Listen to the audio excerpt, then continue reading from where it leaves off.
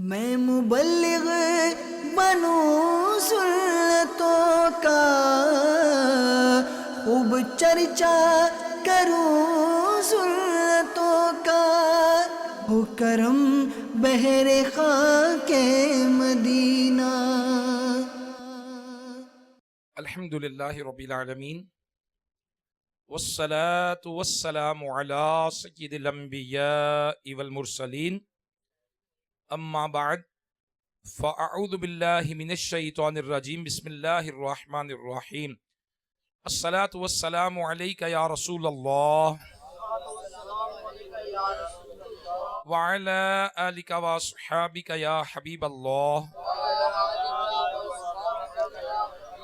الصلاة والسلام علیک یا نبی اللہ وعلی آلک واصحابک یا نور اللہ۔ میرے پیارے آقا مدینے والے مصطفیٰ صلی اللہ تعالی علیہ وآلہ وسلم کا فرمان دل نشین ہے، جس نے قرآن پاک پڑھا، رب کریم کی حمد کی، نبی صلی اللہ تعالی علیہ وآلہ وسلم پر درود شریف پڑھا اور اپنے رب کریم سے مغفرت طلب کی، تو اس نے بھلائی کو اپنی جگہ سے تلاش کر لیا۔ سبحان اللہ، صلو علی الحبیب صلی اللہ تعالی علی محمد۔ میرے پیارے پیارے اسلامی بھائیوں، اللہ تبارک و تعالیٰ کی کتنی نعمتیں ہیں۔ قرآن مجید فرقان حمید میں اللہ تبارک و تعالیٰ نے ارشاد فرمایا، اگر تم میری نعمتیں گننا چاہو تو شمار نہ کر سکو گے۔ اتنی نعمتیں اللہ تبارک و تعالیٰ نے ہمیں عطا فرمائی ہیں۔ حضرت یونس بن یوسف رحمت اللہ تعالی علیہ اپنے زمانے کے مشہور اولیاء کرام میں سے تھے۔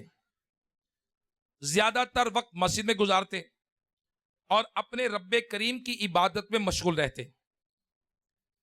انہوں نے اپنی جوانی اللہ تبارک و تعالیٰ کی عبادت کے لیے وقف کر رکھی تھی۔ ایک مرتبہ اب مسجد سے باہر تشریف لا رہے تھے کہ اچانک راستے میں ان کی نگاہ ایک عورت پر پڑی اور کچھ دیر کے لیے دل اس عورت کی طرف مائل ہو گیا، لیکن پھر فوراً اپنے اس حرکت سے نادم ہوئے اور بارگاہ الہی میں دعا کے لیے ہاتھ اٹھائے اور ان الفاظ سے دعا مانگنے لگے، اے میرے پاک پروردگار، بے شک تو نے مجھے آنکھیں عطا فرمائی جو بہت بڑی نعمت ہے، لیکن مجھے خطرہ لگ رہا ہے کہ کہیں ان آنکھوں کی وجہ سے میں عذاب میں مبتلا نہ ہو جاؤں اور یہ آنکھیں میرے لیے ہلاکت کا سبب نہ بن جائیں۔ اے میرے پاک پروردگار، تو میری آنکھوں کی بینائی سلب کر لے۔ جیسے ہی آپ دعا سے فارغ ہوئے، آپ کی جو بینائی تھی، نظر تھی، وہ جا چکی تھی، آپ نابینا ہو گئے۔ چنانچہ آپ اپنے بھتیجے کو اپنے ساتھ رکھتے، جو نمازوں کے اوقات میں آپ کو مسجد تک لے جاتا اور دیگر حاجات میں بھی آپ اس سے مدد لیتے۔ آپ کا بھتیجا آپ کو مسجد میں چھوڑ آتا اور خود بچوں کے ساتھ کھیلنے میں لگ جاتا۔ جب آپ کو کوئی حاجت درپیش ہوتی، آپ اسے بلا لیتے اور اسی طرح وقت گزرتا رہا۔ ایک مرتبہ آپ مسجد میں تھے کہ آپ کو اپنے جسم پر کوئی چیز رینگتی ہوئی محسوس ہوئی۔ آپ نے اپنے بھتیجے کو آواز دی، لیکن وہ بچوں کے ساتھ کھیل میں مگن تھا، آپ کے پاس نہ آ سکا۔ آپ کو خطرہ محسوس ہوا کہ کوئی نقصان نہ پہنچ جائے۔ چنانچہ آپ نے دوبارہ اللہ کی بارگاہ میں فریاد کی، اے میرے مولا، اب مجھے خوف ہے کہ اگر میری بینائی واپس نہ آئی تو کہیں یہ میرے لیے آزمائش اور رسوائی کا سبب نہ بن جائے، کیونکہ اب تو میں دیکھ نہیں سکتا، کوئی نقصان دہ جانور مجھے نقصان پہنچا سکتا ہے اور بار بار اپنی حاجتوں کو پورا کرنے کے لیے مجھے دوسروں کا سہارا لینا پڑتا ہے، مجھے مدد لینی پڑتی ہے، جس سے مجھے بڑی سخت آزمائش ہوتی ہے۔ اے میرے کریم پروردگار، مجھے میری بینائی لوٹا دے تاکہ میں رسوائی اور لوگوں کی محتاجی سے بچ جاؤں۔ حضرت سیدنا مالک بن انس رحمت اللہ علیہ فرماتے ہیں کہ ابھی وہ اپنی دعا سے فارغ بھی نہ ہوئے تھے کہ ان کی بینائی واپس لوٹ آئی اور اب آپ خود دوسروں کی مدد کے بغیر اپنے گھر کی طرف روانہ ہو گئے. میں نے آپ کو دونوں حالتوں میں دیکھا.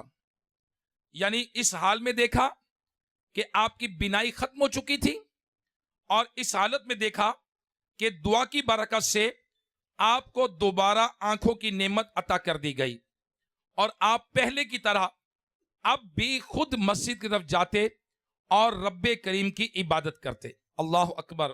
میرے پیارے پیارے اسلامی بھائیوں، جو قوت گویائی سے محروم ہیں، قوت سماعت سے محروم ہیں، یا قوت بصارت سے محروم ہیں، ہم نے سنا کہ ہمارے اسلاف جو تھے، ہمارے بزرگ جو تھے، وہ کیسی عظیم ہستیاں تھے کہ اگر ان مبارک ہستیوں کو کسی کام کے آخرت کا فائدہ نظر آتا تو اس کام کی خاطر اپنے دنیاوی نقصان کی پرواہ نہ کرتے، مگر دنیاوی نفع کی خاطر آخرت کا نقصان ہرگز برداشت نہ کرتے تھے.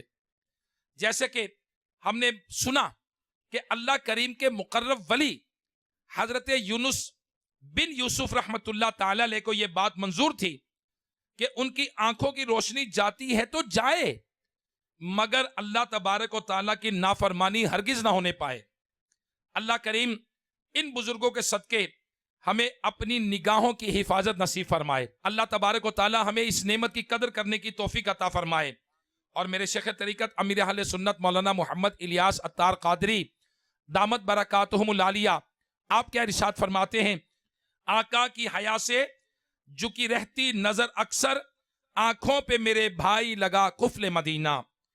آنکھوں میں سرے حشر نہ بھر جائے کہیں آگ، آنکھوں پہ میرے بھائی لگا قفل مدینہ. بولوں نہ فضول اور رہے نیچی نگاہیں، آنکھوں کا زباں کا دے خدا قفل مدینہ. میرے پیارے پیارے اسلامی بھائیوں، بدقسمتی سے آج جس طرح لوگ جو بول سکتے ہیں وہ زبان کی قدر نہیں کرتے اور بولنے میں بے باک ہوتے ہیں. بعض اوقات بولنے کی وجہ سے انسان کئی ایک گناہوں میں مبتلا ہو جاتا ہے، بولنے کی وجہ سے کئی لوگوں سے لڑائی ہو جاتی ہے، بولنے کی وجہ سے کئی دفعہ مار پڑ جاتی ہے، بولنے کی وجہ سے کئی دفعہ انسان غیبت کرتا ہے، بولنے کی وجہ سے کئی دفعہ چغلی کرتا ہے، بولنے کی وجہ سے کئی دفعہ انسان کے لڑائی جھگڑا بلکہ بات طلاق تک گھر میں پہنچ جاتی ہے.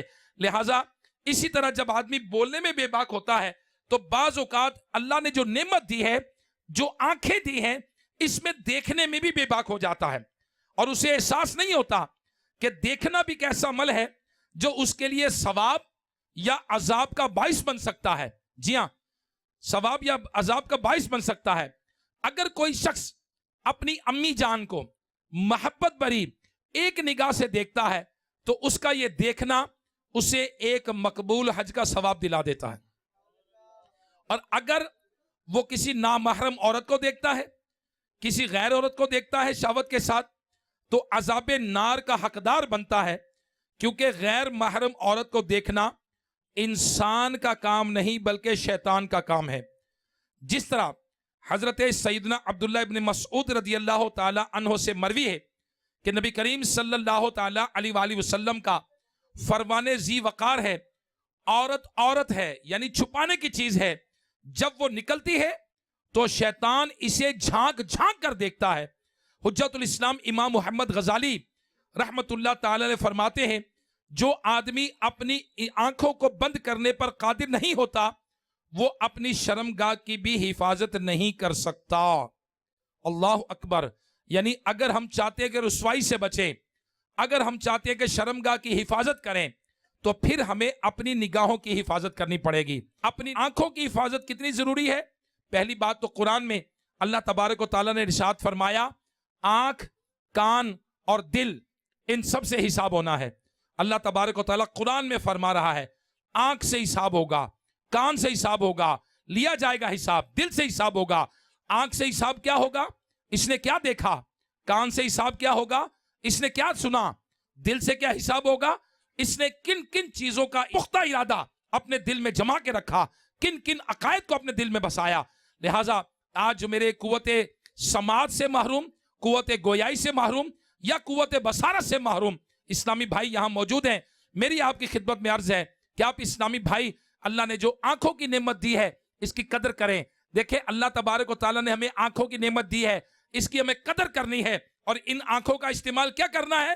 اللہ تبارک و تعالیٰ قرآن مجید فرقان حمید میں 18ویں پارے سورہ نور کی آیت نمبر 30 میں ارشاد فرماتا ہے, ترجمہ کنز الایمان, مسلمان مردوں کو حکم دو اپنی نگاہیں کچھ نیچی رکھیں اور اپنی شرمگاہوں کی حفاظت کریں, اور یہ ان کے لیے بہت ستھرا ہے, بے شک اللہ کو ان کے کاموں کی خبر ہے. یہاں نگاہیں نیچی رکھنے کا حکم دیا گیا ہے اور ہر بندے پر لازم ہے کہ اپنے مالک کے حکم پر عمل کرے, ورنہ وہ بے ادب قرار پائے گا اور اسے روک کر مالک کی بارگاہ میں حاضری کی اجازت نہیں دی جائے گی.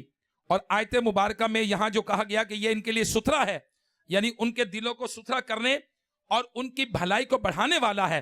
اس فرمان سے آگاہ فرمایا گیا کہ نگاہوں کو نیچا رکھنے میں دل کی پاکیزگی اور عبادت و بھلائی کی کثرت ہے, کیونکہ اگر تم اپنی نگاہ کو نہیں روکو گے تو اس کی لگام ڈھیلی چھوڑ دو گے تو وہ لا یعنی چیزوں کو دیکھے گی, اور اگر اللہ پاک کی رحمت شامل حال نہ ہوئی تو تم ہلاک ہو جاؤ گے, اس لیے کہ تم حرام کو دیکھو گے یا گناہ میں پڑ جاؤ گے یا مباح کی طرف نظر کرو گے اور تمہارا دل اس میں مشغول ہو جائے گا اور تمہیں اس کے سبب وسوسے اور خیالات آئیں گے. بالآخر تمہارا دل بھلائی سے غافل ہو کر انہی کاموں میں, الٹے کاموں میں لگ جائے گا.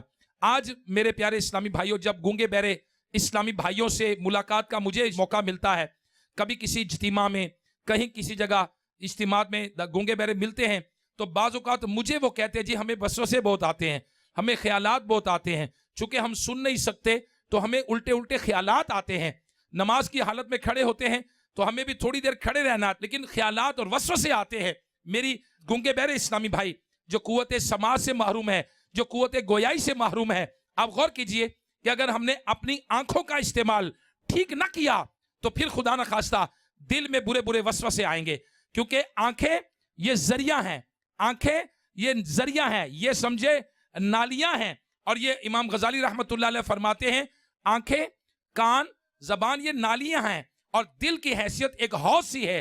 اگر ان کے اندر سے صاف پانی جاتا ہے تو دل میں گرتا ہے تو دل کا حوض یعنی تالاب جو ہے یہ صاف ستھرا رہے گا.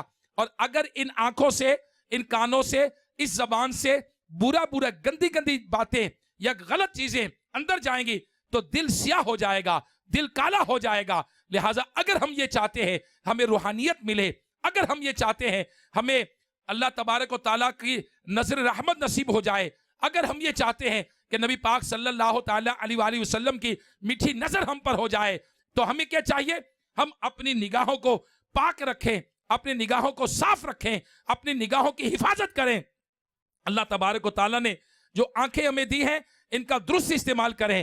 اور نبی پاک صلی اللہ تعالیٰ علیہ وآلہ وسلم اپنے امتیوں کی تربیت کر رہے ہیں. الحمدللہ ہم آقا کے غلام ہیں, ہم اپنے نبی کے غلام ہیں. ہمارے نبی صلی اللہ تعالیٰ علیہ وآلہ وسلم کیا ہماری تربیت فرما رہے ہیں؟ نبی پاک صلی اللہ تعالیٰ علیہ وآلہ وسلم نے فرمایا تم راستوں پر بیٹھنے سے بچو, تم راستوں پر بیٹھنے سے بچو. صحابہ کرام علیہم رضوان نے عرض کیا یا رسول اللہ صلی اللہ تعالیٰ علیہ وآلہ وسلم, راستوں میں بیٹھے بغیر ہمارا گزارا نہیں ہے, ہم وہاں بیٹھ کر باتیں کرتے ہیں. تو نبی علیہ الصلوۃ والسلام نے ارشاد فرمایا اگر راستوں میں بیٹھے بغیر تمہارا کوئی چارہ نہیں تو راستے کا حق ادا کرو. صحابہ کرام علیہم رضوان نے عرض کیا یا رسول اللہ صلی اللہ تعالیٰ علیہ وآلہ وسلم راستے کا حق کیا ہے؟ آپ نے ارشاد فرمایا نگاہیں نیچی رکھنا, نظر نیچی رکھنا, تکلیف دہ چیز کو دور کرنا, سلام کا جواب دینا, نیکی کی دعوت دینا اور برائی سے منع کرنا. دیکھیے ہمارے نبی کیا کہہ رہے ہیں, ہمارے نبی یہ فرما رہے ہیں کہ تم ضرور اپنی نگاہیں نیچی رکھو گے, اپنی شرمگاہوں کی حفاظت کرو گے اور اپنے چہرے سیدھے رکھو گے, یا پھر اللہ تعالیٰ تمہاری شکلیں بگاڑ دے گا. استغفر اللہ من ذالک, استغفر اللہ من ذالک. اب وہ افراد غور کریں, دیکھیں اگر کان نہیں ہے یعنی سن نہیں سکتا, اگر یہ بول نہیں سکتا تو دیکھ تو سکتا ہے نا. اور قرآن پاک میں فرمایا گیا کہ آنکھ, کان اور دل ان سب سے حساب ہونا ہے. تو آنکھوں کی حفاظت تو ضروری ہے, ہم کریں گے ورنہ تو دل میں وسوسے آئیں گے. اور نبی پاک صلی اللہ تعالیٰ علیہ وآلہ وسلم نے کیا فرمایا سنیے, میرے آقا صلی اللہ تعالیٰ وسلم فرماتے ہیں ایک نظر کے بعد دوسری نظر نہ کرو. یعنی اگر اچانک بلا ارادہ کسی عورت پر نظر پڑی تو فوراً نظر ہٹا لے اور دوبارہ نظر نہ کرے کہ پہلی نظر جائز اور دوسری نظر ناجائز ہے۔ لہذا اس حدیث پاک میں بیان کیا گیا کہ معاذ اللہ کچھ اس طرح کہتے سنائی دیتے کہ پہلی نظر معاف ہے، لہذا پہلی نظر ہٹاتے ہی نہیں ہیں اور مسلسل بد نگاہی کرتے ہیں۔ حالانکہ معاف تو وہ نظر ہے جو عورت پر بے اختیار اچانک پڑ گئی، فوراً ہٹا لی۔ جان بوجھ کر ڈالی جانے والی نظر بھی حرام اور جہنم میں لے جانے والا کام ہے۔ چنانچہ مفتی احمد یار خان نعیمی رحمت اللہ تعالی علیہ اس حدیث پاک کی شرح میں فرماتے ہیں پہلی نگاہ سے مراد وہ نگاہ ہے کہ جو بلا قصد یعنی ارادے کے بغیر اجنبی عورت پر پڑ جائے، اور دوسری نگاہ سے مراد دوبارہ اسے قصدن جان بوجھ کر دیکھنا ہے، اور اگر پہلی نظر بھی جمائے رکھی تو بھی دوسری نظر کے حکم میں ہوگی اور اس پر بھی گناہ ہوگا۔ اللہ اکبر۔ لہٰذا کسی نامحرم عورت کو دیکھنا یہ جائز نہیں ہے۔ لہٰذا ہمیں کیا کرنا چاہیے؟ ہمیں اپنی نگاہوں کو نیچا رکھنا چاہیے، اجنبی عورت سے نگاہیں نیچی رکھنی چاہیے۔ مفتی امجد علی اعظمی صاحب بہار شریعت فرماتے ہیں کہ اجنبی عورت کی طرف نظر کرنے کا یہ حکم ہے کہ ضرورت کے وقت اس کے چہرے اور ہتھیلی کی طرف نظر کرنا جائز ہے، کیونکہ اس کی ضرورت پڑتی ہے کہ کبھی اس کے موافق یا مخالف شہادت یعنی گواہی دینی ہوتی ہے یا فیصلہ کرنا ہوتا ہے۔ اگر اسے نہ دیکھا ہو تو کیوں کر گواہی دے سکتا ہے کہ اس نے ایسا کیا ہے؟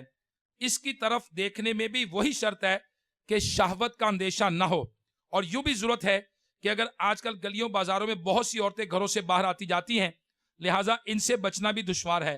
بعض علماء کرام نے قدم کی طرف نظر کو جائز کہا، عورت کے پاؤں کی طرف دیکھ سکتا ہے۔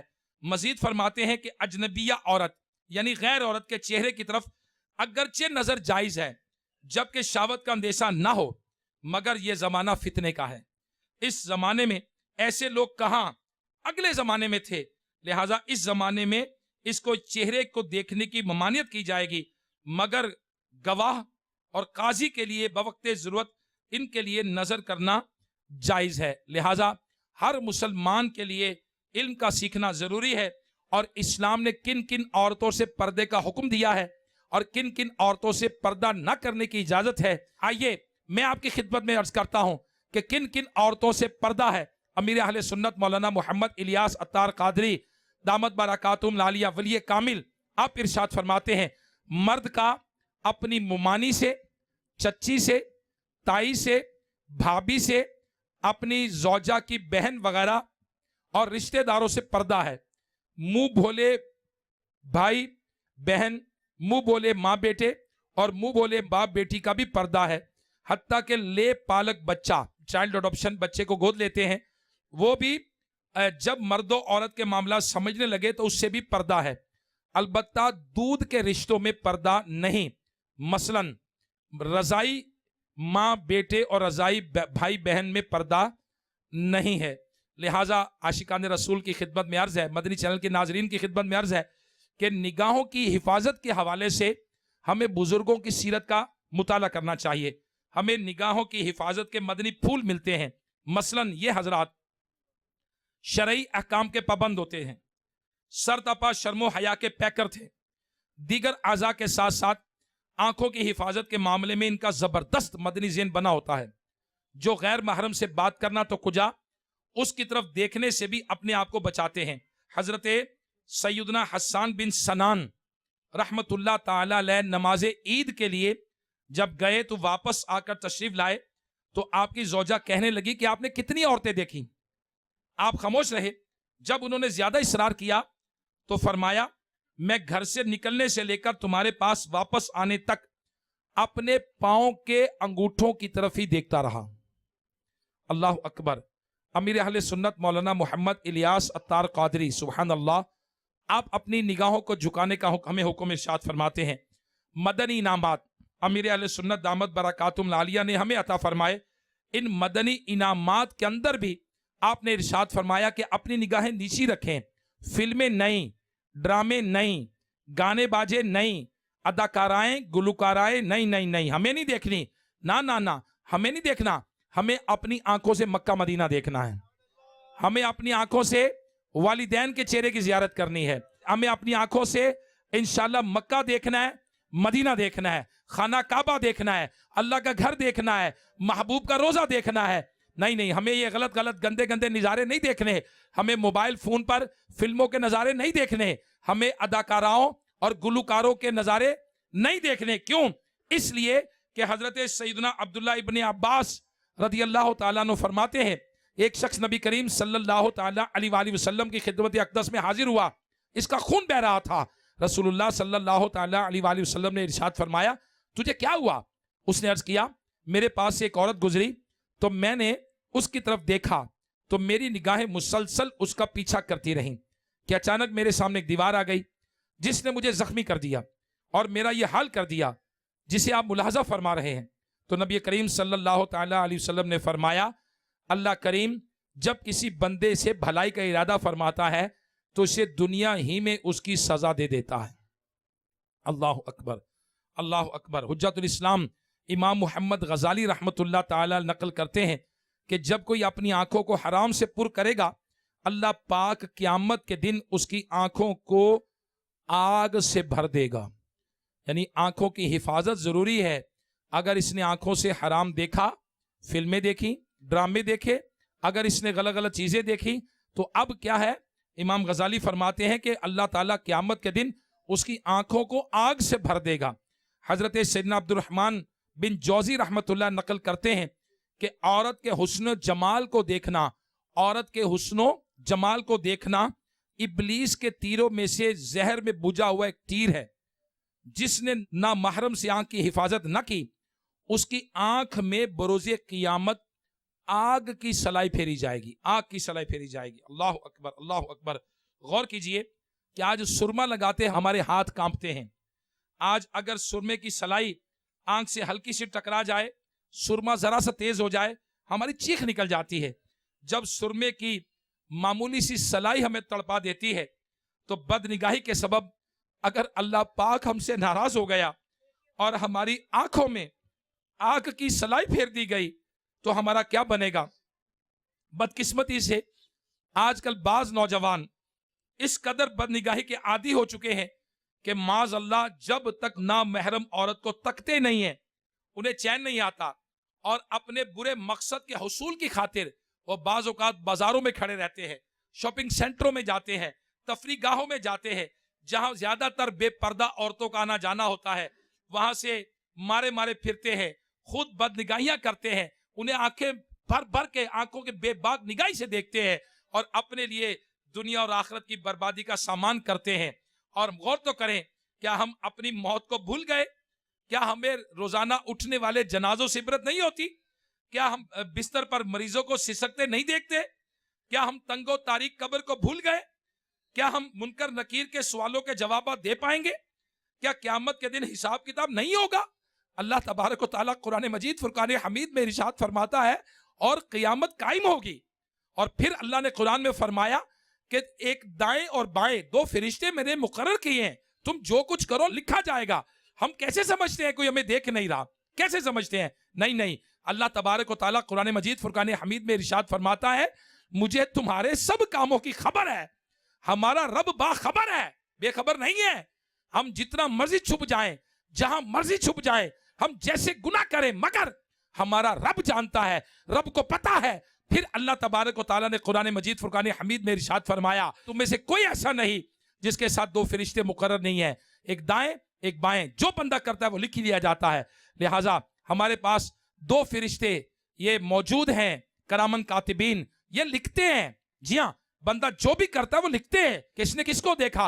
गौर तो कीजिए, अगर ये मोहब्बत के साथ अपनी वालिदा को देखता है तो इसे एक हज का सवाब मिलता है, और अगर ये बदनिगाही करता है, किसी रिश्तेदार को, नामहरम को देखता है औरत को, इसे गुनाह मिलेगा तौबा न करने की सूरत में। लिहाजा हमें क्या करना चाहिए? हमें अल्लाह तबारक व तआला के पाक नेक बंदे बनने चाहिए, अल्लाह तबारक व तआला के बारगाह में हाजिर रहना चाहिए। और वाकई आपकी खिदमत में मैं अर्ज करता हूं, हम गौर तो करें, जिसे देख रहे हैं वो कौन है? वो कौन है? अब नबी पाक सल्लल्लाहु ताला अलैहि वसल्लम की बारगाह में एक खूबसूरत नौजवान हाजिर हुआ।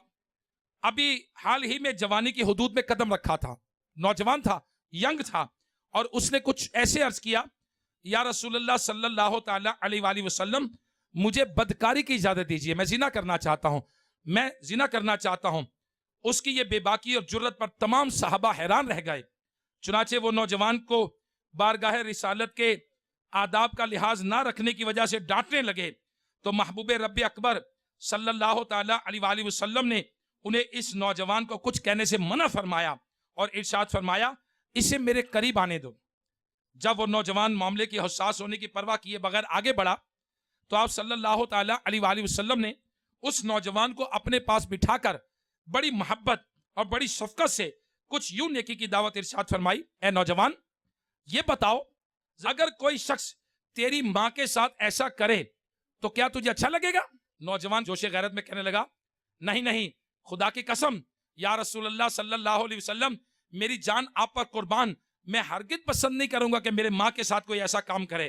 آپ صلی اللہ تعالی علیہ وسلم نے ارشاد فرمایا اگر تجھے یہ پسند نہیں تو کہ تیری ماں کے ساتھ کوئی ایسا کرے تو پھر دوسرے بھی یہ پسند نہیں کرتے کہ ان کی ماں کے ساتھ ایسا کرے۔ پھر آپ صلی اللہ تعالی علیہ وسلم نے فرمایا کیا تم اپنی بیٹی کے لیے پسند کرو گے کہ اس طرح کا کام اس کے ساتھ کرے؟ تو وہ بولا میں آپ صلی اللہ تعالی علیہ وسلم پر قربان جاؤں میرے آقا، نہیں ہرگز نہیں، میں یہ نہیں چاہوں گا کہ میری بیٹی کے ساتھ کوئی ایسا کرے۔ آپ نے ارشاد فرمایا دوسرے لوگ بھی اپنی بیٹیوں کے لیے پسند نہیں کرتے۔ پھر پوچھا کیا تم اپنی بہن کے لیے پسند کرو گے؟ عرض کی گئی میں آپ پر قربان جاؤں یا رسول اللہ صلی اللہ علیہ وسلم، ہرگز نہیں۔ ارشاد فرمایا دوسرے لوگ بھی اپنی بہنوں کے لیے پسند نہیں کرتے۔ پھر آپ صلی اللہ تعالی علیہ وسلم نے اسے پھپھی اور خالہ کے متعلق یہ سوال کیا۔ نوجوان نے ہر بار یہی کہا نہیں میں پسند نہیں کرتا۔ پھر نبی پاک صلی اللہ تعالی علیہ وآلہ وسلم نے اسے ایک ہی بات سمجھائی کہ جب تو یہ پسند نہیں کرتا کہ کوئی ان کے ساتھ ایسی نازیبا حرکت کرے تو یاد رکھو کہ جس عورت کے ساتھ تم یہ حرکت کرو گے وہ بھی تو کسی کی ماں ہے، وہ بھی تو کسی کی بہن، بیٹی، پھپھی یا خالہ ہوگی۔ اللہ پاک کے پیارے حبیب صلی اللہ تعالی علیہ وسلم نے جب سمجھایا تو اس کے نتیجے میں نوجوان کی سمجھ میں بات آ گئی، مگر سرکار مدینہ صلی اللہ تعالی علیہ وآلہ وسلم نے اس پر مزید کرم فرماتے ہوئے اس کے سینے پر اپنا دست اقدس رکھ کر بارگاہ خداوندی میں عرض کیا اے رب کریم اس کا گناہ بخش دے، اس کے دل کو پاک کر دے، اس کی شرمگاہ کی حفاظت فرما۔ چنانچہ اس دعا کی برکت سے وہ نوجوان تمام عمر اس برے کام سے باز رہا۔ جب ہم پسند نہیں کرتے کہ ہماری بہن کی طرف کوئی بری نظر کے ساتھ دیکھے تو پھر ہم جس کی طرف دیکھیں، اللہ نہ کرے خدا نہ خاصہ جس کو دیکھنے کا ارادہ کریں وہ بھی تو کسی کی والدہ ہوگی، وہ بھی تو کسی کی پھوپھی ہوگی، وہ بھی تو کسی خالہ ہو سکتی ہے، کسی کی بیٹی ہو سکتی ہے، کسی کی بہن ہو سکتی ہے۔ لہٰذا ہمیں ہر صورت اپنی آنکھوں کی حفاظت کرنی ہے۔ آج کوئی لوگ ویلنٹائن ڈے کے نام پر، کوئی لوگ تفریح کے نام پر، کوئی لوگ بازاروں پارکوں میں گھومنے کے نام پر، کوئی لوگ تفریح گاہوں کے نام پر، کوئی لوگ فلموں ڈراموں کے نام پر، کوئی لوگ انٹرٹینمنٹ کے نام پر آج لوگ بدنگاہی کرتے ہیں۔ دیکھیے شریعت کا اصول ہے، اللہ رسول کا حکم ہے، آج دنیا کے قوانین ہیں۔ مثال کے طور پر ہمارے ملک میں قانون ہے کہ جب کوئی بندہ گاڑی چلائے گا اسے سیٹ بیلٹ باندھنا ہے۔ اچھا ہمارے ملک میں قانون ہے کہ جب کوئی موٹر سائیکل چلائے گا اسے ہیلمٹ پہننا ہے۔ تو یہ ملکی قوانین ہے، اس ملک میں رہتے ہیں۔ تو جس ملک میں رہتے ہیں اگر وہ ملک کوئی قانون بناتا ہے we have to obey، ہمیں اس کو obey کرنا ہے، ہمیں اس قانون کی پیروی کرنی ہے، ہمیں اس قانون پر عمل کرنا ہے۔ تو زمین کس کی ہے؟ اللہ کی۔ زمین کس نے بنائی؟ اللہ نے۔ زمین و آسمان کا مالک کون ہے؟ اللہ۔ ہمیں کس نے پیدا کیا؟ اللہ نے۔ تو اللہ تبارک و تعالیٰ نے ہیومن رائٹس رکھے، حقوق العباد رکھے کہ کوئی کسی کی نہ ماں کو دیکھے بری نظر سے، نہ بہن کو دیکھے، نہ بیٹی کو دیکھے، کوئی غیر محرم نظر کے ساتھ نہ دیکھے، وہ محفوظ طریقے سے گزر جائے، کوئی بری نظر سے اسے نہ دیکھے۔ یہ اس کا حق ہے۔ کوئی مسلمان کسی مسلمان کی پیٹھ پیچھے برائی نہ کرے، اسے برا نہ کہے، یہ اس مسلمان کا حق ہے۔ کوئی مسلمان کی غیبت نہ کرے، یہ اس کا حق ہے۔ کوئی مسلمان اس کے دل آزاری نہ کرے، یہ اس کا حق ہے۔ کوئی مسلمان اس کے پیچھے اس کے لیگ پولنگ نہ کرے، یہ اس کا حق ہے۔ یہ ہیومن رائٹس، یہ حقوق العباد، یہ اللہ تبارک و تعالیٰ نے دیے ہیں، اور اللہ تبارک و تعالیٰ نے اصول قانون ہمارے لیے بنائے ہیں۔ صلو علی الحبیب صلی اللہ تعالی علی محمد۔ میں مبلغ بنوں سنتوں کا، خوب چرچا کروں سنتوں کا، ہو کرم بہر خاک